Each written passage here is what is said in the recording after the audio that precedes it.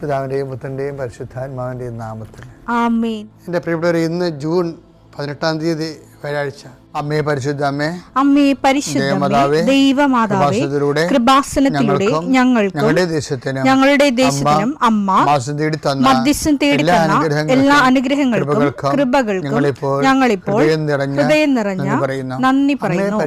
അമ്മേ പരിശുദ്ധമേ, ദൈവമാതാവേ, 2004 ഡിസംബർ 7 ഉച്ചകഴിഞ്ഞ് 2:30 കൃപാസനത്തിൽ സംഭവിച്ച അമ്മയുടെ പ്രത്യക്ഷപ്പെടലിനെ കുറിച്ച് തിരുസഭയ്ക്ക് സമർപ്പിച്ചിരിക്കുന്ന പഠനരേഖകളുടെ മേൽ സഭാത്മകമായ പഠനം ആരംഭിക്കുവാൻ ഞങ്ങൾ പ്രാർത്ഥിക്കുന്നു.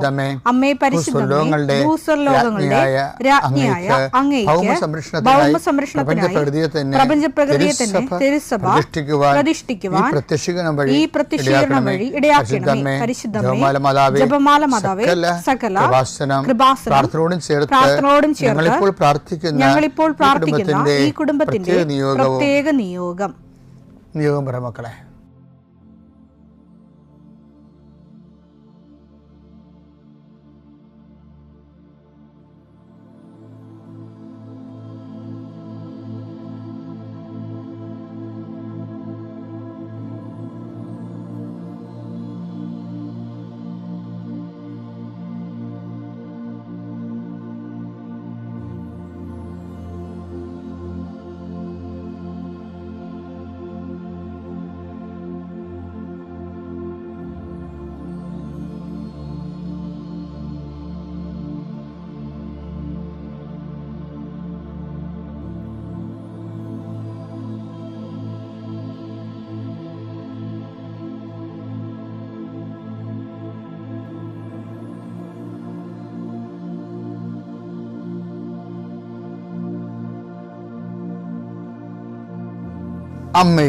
അമ്മയുടെ പ്രത്യക്ഷീകരണത്തിന്റെ ഈ അനുഗ്രഹവേളയിൽ ഞങ്ങൾക്ക് സാധിച്ചു തരുവാൻ കനിയണമേ.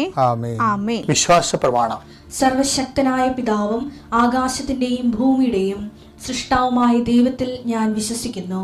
അവിടുത്തെ ഏകപുത്രനും ഞങ്ങളുടെ കർത്താവുമായ ഈശോമിശിഹായിലും ഞാൻ വിശ്വസിക്കുന്നു.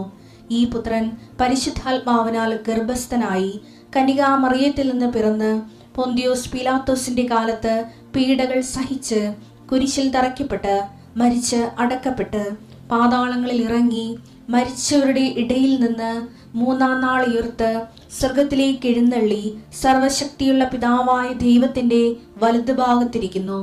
അവിടെ നിന്ന് ജീവിക്കുന്നവരെയും മരിച്ചവരെയും വിധിക്കുവാൻ വരുമെന്നും ഞാൻ വിശ്വസിക്കുന്നു. പരിശുദ്ധാത്മാവിലും ഞാൻ വിശ്വസിക്കുന്നു. വിശുദ്ധ കത്തോലിക്കാ സഭയിലും പുണ്യവാന്മാരുടെ ഐക്യത്തിലും പാപങ്ങളുടെ മോചനത്തിലും ശരീരത്തിന്റെ ഉയർപ്പിലും നിത്യമായ ജീവിതത്തിലും ഞാൻ വിശ്വസിക്കുന്നു. ആമേൻ. സ്വർഗ്ഗസ്ഥനായ ഞങ്ങളുടെ പിതാവേ, അങ്ങയുടെ നാമം പൂജിതമാകണമേ. അങ്ങയുടെ രാജ്യം വരണമേ. അങ്ങയുടെ തിരുമനസ് സ്വർഗത്തിലെ പോലെ ഭൂമിയിലും ആകണമേ. അന്നു വേണ്ടുന്ന ആഹാരം ഇന്ന് ഞങ്ങൾക്ക് തരണമേ. ഞങ്ങളോട് തെറ്റ് ചെയ്യുന്നവരോട് ഞങ്ങൾ ക്ഷമിക്കുന്നത് പോലെ ഞങ്ങളുടെ തെറ്റുകൾ ഞങ്ങളോടും ക്ഷമിക്കണമേ. ഞങ്ങളെ പ്രലോഭനത്തിൽ ഉൾപ്പെടുത്തരുതേ, തിന്മയിൽ ഞങ്ങൾ രക്ഷിക്കണമേ. ആമേൻ. നന്മ നിറഞ്ഞ മറിയമേ, സ്വസ്തി. കർത്താവ് അങ്ങയുടെ കൂടെ സ്ത്രീകളിൽ അങ്ങ് അനുഗ്രഹിക്കപ്പെട്ടവളാകുന്നു. അങ്ങയുടെ ഉദരത്തിൻ ഫലമായി ഈശോ അനുഗ്രഹിക്കപ്പെട്ടവനാകുന്നു. പരിശുദ്ധ മറിയമേ, തമ്പുരാന്റെ അമ്മേ, പാപികളായ ഞങ്ങൾക്ക് വേണ്ടി ഇപ്പോഴും ഞങ്ങളുടെ മരണസമയത്തും തമ്പുരാനോട് അപേക്ഷിക്കണമേ. ആമേൻ. കർത്താവേ, നിന്റെ ഉന്നതമായ നാമത്തിന് സ്തോത്രം ചെയ്യും.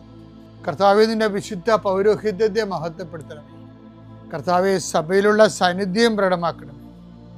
40 വർഷം ഞാൻ അർപ്പിച്ച കൃപാന്റെ യുഗതിയാണ്. കൃപാസ്ഥാനത്താറെ ജീവനോടെ പ്രത്യക്ഷപ്പെട്ട മാതാവിന്റെ മാധ്യസ്ഥ രോഗികൾ, പീഡിതരെ, മാനസിക സംഘർഷം അനുഭവിക്കുന്നവരെ, ഡിപ്രഷൻ അനുഭവിക്കുന്നവരെ, മരുന്ന് കഴിച്ചിട്ട് ഉറക്കം മൂടുകയും ശരീരം തൂക്കം വെക്കുകയും ചെയ്യുന്നതല്ലാതെ പ്രത്യേകിച്ച് പ്രയോജനമൊന്നും ഇല്ലാതെ ഡിപ്രഷൻ കൊണ്ട് വേദനിച്ച് ജീവിക്കുന്ന ആൾക്കാരെ കർത്താവേ, നീ അവരെ തൊടണമെന്ന് പ്രാർത്ഥിക്കുന്നു. ഓട്ടിസം കുഞ്ഞുങ്ങളെ, ഹൈപ്പർ ആക്ടിവിറ്റി കുഞ്ഞുങ്ങൾ, അവിടെ മാതാപിതാക്കന്മാരെ മനസ്സ് കെട്ടുപോയവരെ, തകർച്ച സങ്കടം കൊണ്ട് അവർക്ക് ജീവിക്കാൻ പറ്റാത്തവർ, ജീവിക്കാൻ വേണ്ടി ജീവിതത്തോട് മൽപ്പിടുത്തം നടത്തുന്നവർ, മരുന്ന് കഴിച്ചിട്ടും രോഗം സുഖമാക്കാതെയും രോഗം പൊറുക്കാതെ ഇരിക്കുന്നവർ, എൻ്റെ കർത്താവിന് ഉന്നതമായ നാമത്തിൽ സഭയുടെ അധികാരത്തിൽ കുരിശിൻ്റെ അടയാളത്തിൽ ദൈവശക്തിയാൽ നിനക്ക് ദൈവസന്ധിപ്പും സൗഖ്യം ലഭിക്കട്ടെ.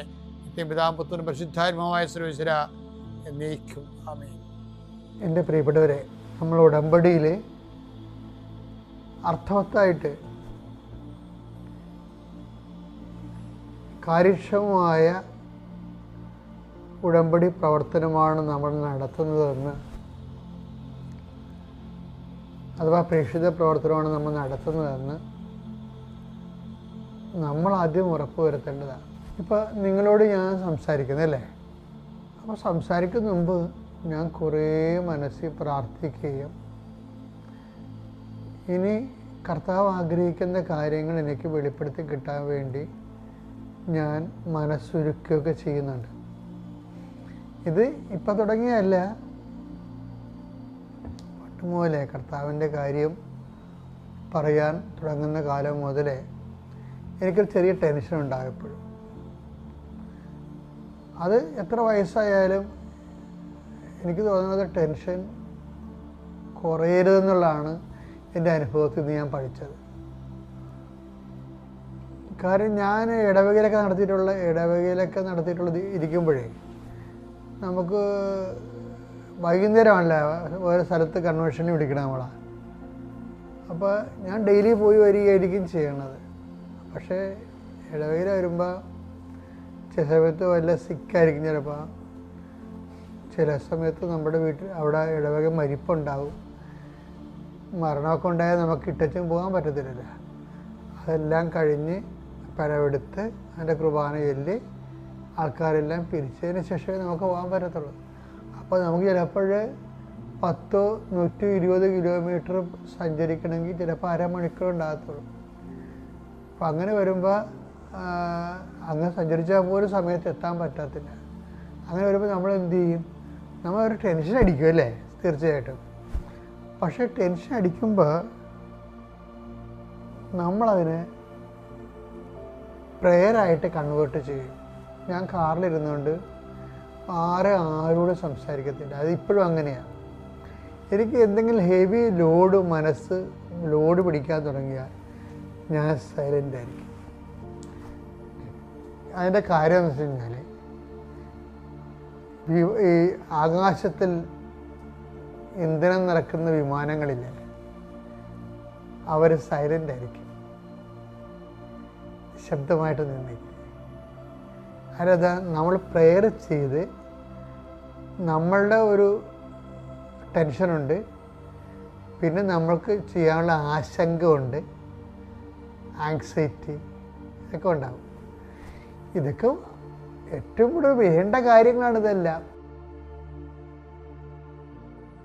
ഈ ഉത്കണ്ഠ, അതുപോലെ തന്നെ ടെൻഷൻ, ഇതിൻ്റെ വരുന്നൊരു വിഷയം ഇത് ആണ് ദൈവത്തെ ആശ്രയിക്കാനും കണ്ടെത്താനും നമ്മളെ ഒരു പരിധി വരെ സഹായിക്കും. എന്നെ സഹായിച്ചിട്ടുള്ളത് കാരണം ഞാൻ ഈ സമയത്തൊക്കെ ബാക്കി എല്ലാ കണക്ഷൻസും കട്ട് ചെയ്യും, മൊബൈൽ ഓഫ് ചെയ്യും, മറ്റുള്ളവരോട് കൂടെയുള്ളവരോട് സംസാരിക്കരുതെന്ന് പറയും, അല്ലെങ്കിൽ അവിടെ സംസാരത്തിൽ പങ്കെടുക്കത്തില്ല. ഭയങ്കര കോൺവെർസേഷൻ ഡിസിപ്ലിൻ ഉണ്ടാക്കും. എന്താ കാര്യം വെച്ചാൽ ആ സമയം ദൈവത്തോട് മാത്രം നമ്മൾ സംസാരിക്കുകയോ ജപമാല ചെല്ലുകയോ ചെയ്യണേ. നിങ്ങളവർക്ക് ആധ്യാത്മിക ജീവിതം അത്ര കണ്ട് വലിയ അതിൻ്റെ സങ്കീർണമായ കാര്യങ്ങൾ ചെയ്തിട്ടാണ് ഇവരൊക്കെ ആധ്യാത്മിക ഔന്നത്യം പ്രാപിക്കണമെന്ന് ഒരിക്കലും ധരിക്കരുത്. സിമ്പിളാണ്. കത്തോലിക്ക സഭ പഠിപ്പിച്ചിട്ടുള്ള എല്ലാം ജപമാല, കർത്താവിൻ്റെ മാലാഖ, പിന്നെ നമുക്ക് വിസിറ്റ് ചെയ്യണമെങ്കിൽ പരിശുദ്ധ കുർബാനയിൽ വിസിറ്റ് ചെയ്യും. ഇപ്പം കൃപാസനത്തിൽ തന്നെ നിങ്ങൾക്ക് അറിയാമോ, ആപ്പാടെ 50 സെൻറ്റ് സ്ഥലമാണ് നിൽക്കണത്. 50 സെൻറ്റ് സ്ഥലത്തിൽ നിങ്ങൾ കണ്ടിട്ടുണ്ടോയെന്ന് അറിയത്തില്ല, 3 നിത്യാരാധനയുണ്ട്. അപ്പോഴൊക്കെ മനസ്സിലായില്ലേ, എങ്ങോട്ട് തിരിഞ്ഞാലും നമ്മൾ നിത്യാരാധന വന്ന് വീഴും. ഏതെങ്കിലും ഒരു നിത്യാരാധന വന്നു. അതിൽ വിസിറ്റ് എന്ന് പറയണത് ദിവ്യകുർബാനയുടെ വിസിറ്റ്. ഇനി ദിവ്യകുർബാന ഇരിക്കുന്ന സമയത്ത് നമ്മൾ ജപമാല ചൊല്ലിക്കൊണ്ടിരിക്കുന്നവരുണ്ട്. അപ്പം എനിക്ക് ആ ഒരു അഭിഷേകമാണ് കിട്ടിയിരിക്കുന്നത്. കാര്യം കാനായിലെ കല്യാണമാണ് എൻ്റെ ജീവിതത്തിൻ്റെ ദൈവം എന്നോട് സംസാരിക്കുന്ന പ്ലാറ്റ്ഫോം എന്ന് പറയുന്നത്. അതിലേക്കാണ് കർത്താവ് ജനങ്ങളെ കണക്ട് ചെയ്ത് തന്നിരിക്കുന്നത്. അതുകൊണ്ട് അമ്മയുടെ മാധ്യസ്ഥത്തിലാണ് ഞാൻ പരിശുദ്ധ കുർബാനയുടെ മുമ്പിൽ ഇരിക്കുന്നത്. കാനായിലെ കല്യാണ വീട് അമ്മയുടെ മാധ്യസ്ഥത്തിലാണ് ഈശോയുടെ മുമ്പിൽ നിന്നത്, ദിവ്യ കുർബാനയുടെ മുമ്പിൽ നിന്നത്. ഓർക്കല്ലേ, അതല്ലേ കൃപാസനത്തിൽ നടക്കുന്ന കാര്യങ്ങൾ. അപ്പോൾ എന്താ വിഷയം? ഞാൻ പറഞ്ഞു വരുന്ന ഇതാണ്, നിങ്ങൾ ഈ ഒരു കാര്യങ്ങൾ ചെയ്യുമ്പോൾ ബോധ്യം എന്ന സംഭവമുണ്ട്. ബോധ്യം. അപ്പോൾ നമ്മൾ ബോധ്യം എന്ന് പറയുമ്പോൾ മറ്റുള്ളവരുടെ ബോധ്യം എന്നൊക്കെയാണ് പൗലോസ് അപ്പോസ്തലൻ പറയും. ഇപ്പോൾ നോക്കിയാൽ മറ്റുള്ളവരുടെ ബോധ്യം ജനിപ്പിക്കണമെന്നാണ്. അതായത് ഇപ്പോൾ ഉദാഹരണത്തിന് ഞാൻ പറയാം, അതിനെടുത്ത് 2 തിമോത്തി 4:2 വചനം പ്രസംഗിക്കുക. സാഹചര്യങ്ങൾ അനുകൂലമാണെങ്കിലും അല്ലെങ്കിലും ജാഗരൂകതയോടെ വർത്തിക്കുക. അതൊക്കെ നമ്മൾ കേട്ടിട്ടുള്ളതാണ്, നേരത്തെ കൈകാര്യം ചെയ്തതാണ്. മറ്റുള്ളവരിൽ ആ വാക്കെടുക്കുക, മറ്റുള്ളവരിൽ ബോധ്യം ജനിപ്പിക്കുകയും. അതാണ് സംഭവം. വെച്ച് കഴിഞ്ഞാല് മറ്റുള്ളവരിൽ ബോധ്യം ജനിപ്പിക്കുകയും അവരെ ശാസിക്കുകയും ഉദ്ബോധിപ്പിക്കുകയും ചെയ്യുക. ഇത് വരുമ്പോൾ ഏറ്റവും വലിയ പ്രശ്നമുണ്ടല്ലോ. ഈ പൗലോസ് അപ്പോസ്തലൻ പോലും പറയണത് മറ്റുള്ളവരിൽ ബോധ്യം ജനിപ്പിക്കണമെന്നാണ്. പക്ഷെ ആധ്യാത്മിക ജീവിതത്തിൽ ഒരു വ്യക്തി വളരണമെങ്കിൽ ആദ്യം ബോധ്യം ജനിപ്പിക്കേണ്ടത് ദൈവത്തിലാണ്. ദൈവത്തിൽ നമ്മൾ ഇങ്ങനെ ഒരു ടെൻഷനിലൂടെ കടന്നു പോകുമ്പോൾ കർത്താവേ നീ അത് കാര്യം ടെൻഷന് എതിരായിട്ടുള്ള എല്ലാ സാധനം ഇൻസ്ട്രുമെൻറ്റ്സൊക്കെ ഉള്ളത് കർത്താവിൻ്റെ കയ്യിലാണ്. എന്തൊക്കെയാണ്? ധൈര്യം, അല്ലേ?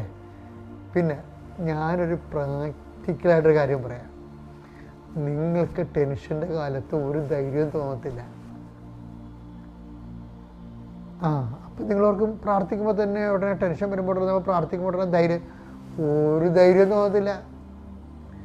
നമ്മൾ ഇത് ഡെലിവർ ചെയ്യണ സമയത്ത് ചെയ്യണ കാര്യത്തിലും നമുക്ക് അപ്പോൾ ടെൻഷനോട് തന്നെ ആയിരിക്കും നമ്മൾ ചെയ്യണത്.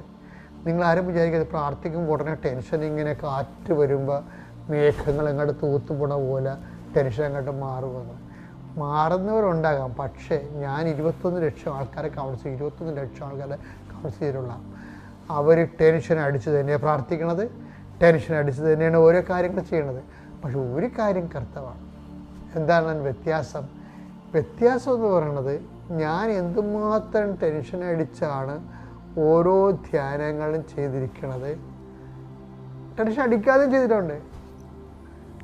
പക്ഷേ നമ്മൾ ടെൻഷൻ അടിച്ച് ദൈവത്തിൽ ആശ്രയിച്ച് ദൈവത്തിൽ അവലംബിച്ച് ചെയ്യുന്ന കാര്യങ്ങളെല്ലാം അതിൻ്റെ ഫ്രൂട്ട്സാണ് പ്രധാനം. എന്താ കാര്യം? നമ്മൾ വിചാരിക്കാത്ത റിസൾട്ട് ഉണ്ടാക്കും. എന്താ കാര്യം? അത് ചെയ്യണത് കർത്താവാണ്.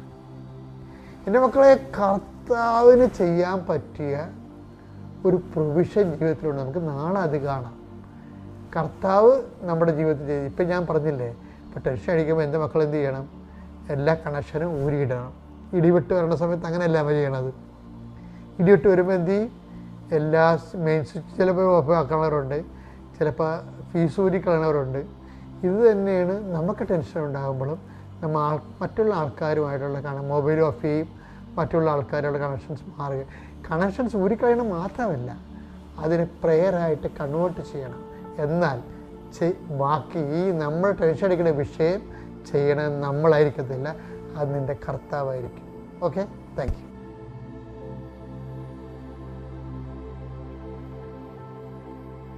അത്യപൂർവ ദൈവാനുഭവങ്ങൾ ഇനി നിങ്ങൾക്കും സ്വന്തം. ഈ യൂട്യൂബ് ചാനൽ ഇതുവരെ സബ്സ്ക്രൈബ് ചെയ്തിട്ടില്ലെങ്കിൽ ഇപ്പോൾ തന്നെ സബ്സ്ക്രൈബ് ചെയ്യുക. ഈ വീഡിയോ ഇപ്പോൾ തന്നെ നിങ്ങളുടെ സുഹൃത്തുക്കൾക്ക് ഷെയർ ചെയ്തുകൊണ്ട് കർത്താവിന്റെ പ്രേക്ഷിതരാകുക.